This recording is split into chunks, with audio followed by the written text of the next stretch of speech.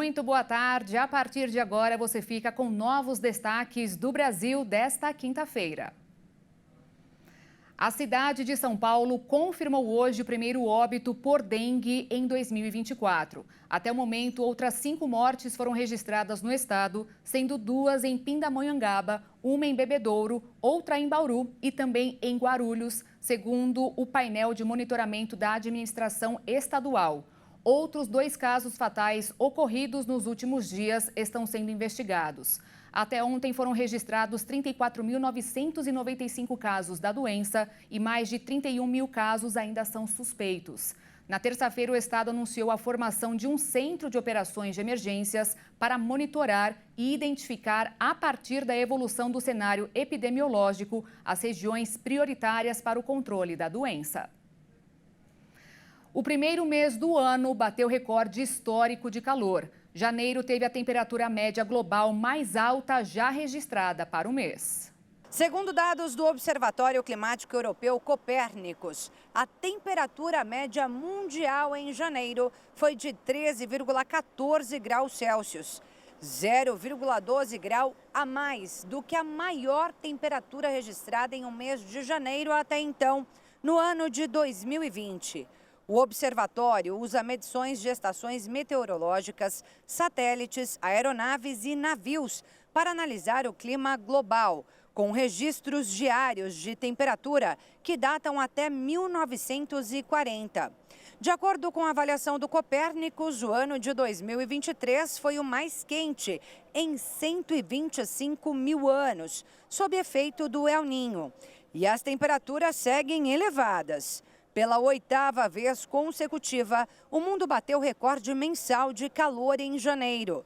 Mas a variação de temperatura em relação à média no mês passado, chamada de anomalia de temperatura global, foi menor do que nos últimos 6 meses de 2023. Em janeiro, as temperaturas ficaram acima da média na Ásia Central, Oriente Médio, Noroeste da África e Leste do Canadá. Já no oeste daquele país, centro dos Estados Unidos e na maior parte da Sibéria Oriental, os termômetros ficaram abaixo da média. Nos países nórdicos da Europa, as temperaturas ficaram abaixo da média dos últimos 30 anos. Já o sul do continente europeu registrou índices acima da média. Especialistas do observatório alertam que a única maneira de impedir o aumento das temperaturas globais é reduzir as emissões de gases do efeito estufa o quanto antes. A Organização Meteorológica Mundial, vinculada à ONU, afirmou que a tendência de aquecimento do ano passado segue em 2024, ainda sob efeito do El Niño. Vamos agora ao Minuto da Economia desta quinta-feira.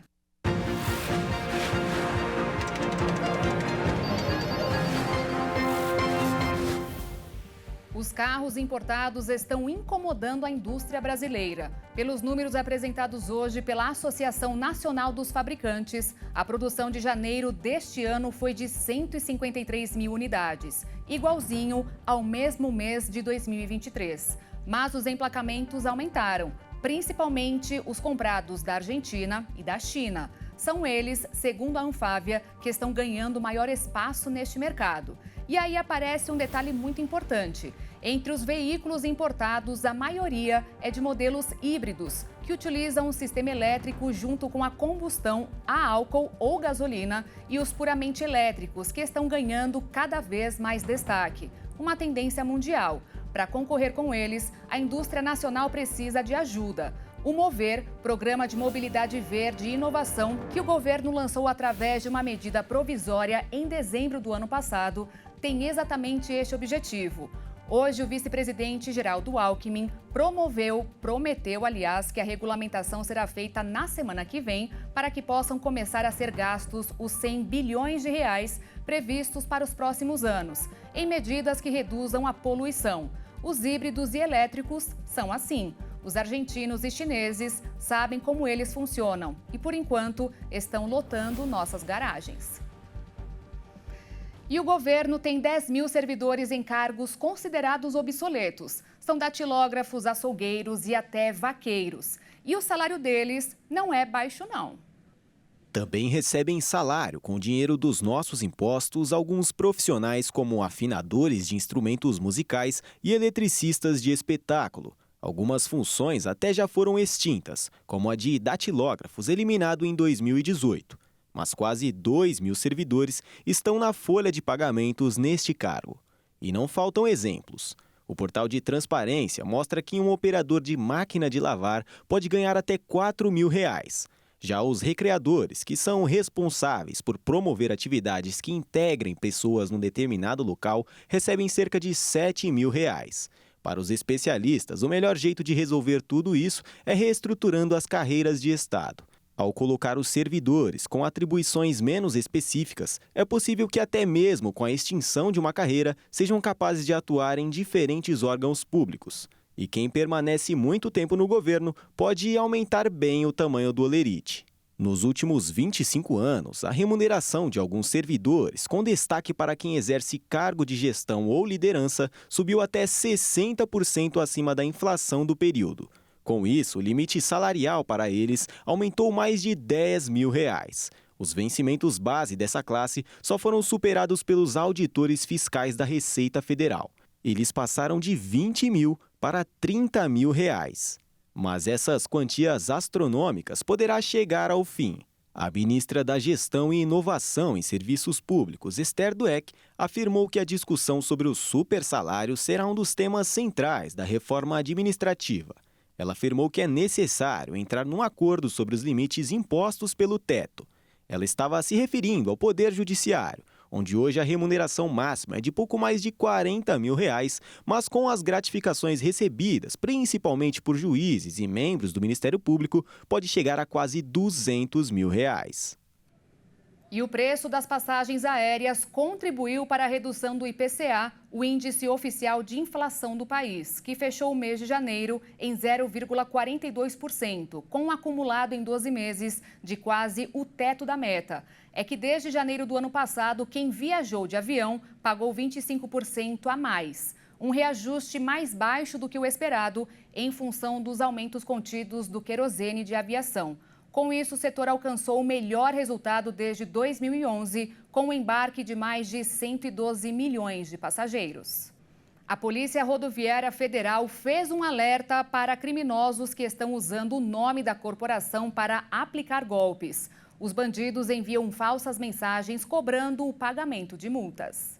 Uma delas vem via e-mail e o valor da cobrança está em um QR Code, que custa quase R$2.000 da multa. Segundo o porta-voz da PRF, José Hélio Machado, o golpe tem sido aplicado no Brasil inteiro e a corporação soube da ação criminosa através de redes sociais e denúncias. A recomendação é que os proprietários dos veículos desconsiderem os e-mails e busquem os canais oficiais para conferirem as autuações e as multas.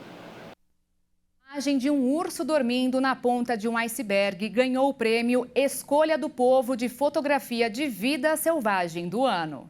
O diretor do Museu de História Natural disse que a imagem é comovente de tirar o fôlego. Naima Serriken nos permite ver a beleza e a fragilidade do nosso planeta. O segmento de fotografia da vida selvagem e os fãs dessa arte de todo o mundo puderam votar uma lista de 25 imagens. Chegou-se, então, a 4 finalistas, altamente elogiados pelo grupo. Num dos cliques, Terry Frankston fotografava escondido alguns pássaros da costa quando viu uma tartaruga caminhar em águas rasas nos balsams. Ele registrou o momento em que uma libélula pousou no focinho do animal. Já Daniel Desco passou horas seguindo aves pela cidade e subúrbios de Roma, na Itália, e conseguiu um registro do bando num dia sem nuvens no formato de pássaro gigante. Outra imagem elogiada foi a de 2 leoas no Quênia, que dividiu os cuidados de um filhote. O fotógrafo Eduan Hitzen também foi destaque ao registrar com seu equipamento em uma caixa à prova d'água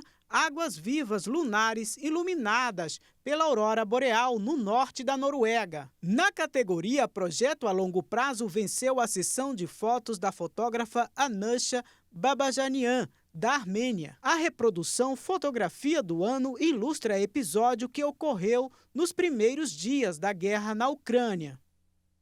Essa edição fica por aqui. Te espero com mais notícias daqui a pouquinho no Jornal das 18h30. E também às 10 da noite tem mais informações ao vivo para você. Obrigada pela companhia. Tchau.